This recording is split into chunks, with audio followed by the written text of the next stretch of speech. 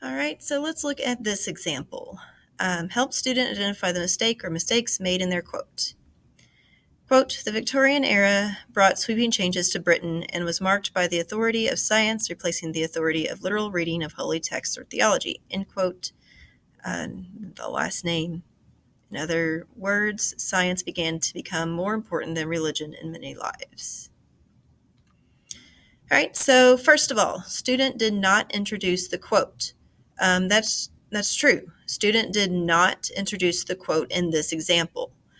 You do not want to have your quote stand alone like they have here. Therefore, you should have a check mark next to this as student did make this mistake. Had they said, the author found so and so forth, or the article, and then the article title states so and so forth, they would have been okay. But in this case, they did make this mistake. Student did not provide the author's last name in his or her citation. Student did not make this mistake. We can see it right there in parentheses following the quote. Notice that the period comes after the last parenthesis. So you should not have a check mark next to this as student did not make this mistake. Student did not provide page numbers in his or her citation. So here student did not include page numbers, but student did not need to. That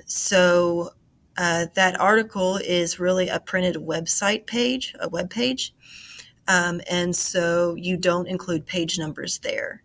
Had it been a printed article that had clearly defined pages, then we would have included page numbers. But the way this one is set up, if you printed this article from home, your pages might look different than my pages, depending on how the printer settings are, so on and so forth. So you should not have a check mark next to this as student did not make this mistake.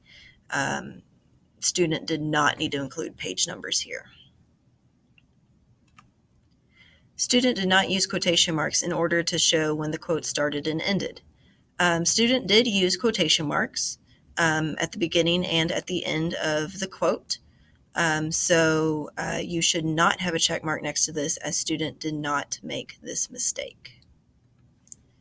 So just to kind of go over these again, student did not introduce the quote, so there should be a check mark there. Student did not provide the author's last name in his or her citation. Student did do this, so there should not be a check mark next to this. Student did not provide page numbers in his or her citation. Student did not provide the page numbers, but it is not required in this case for student to have done that, so there should not be a check mark next to this option. And student did not use quotation marks in order to show when the quote started and ended. Well, the student did do this, so there should not be a check mark next to this option.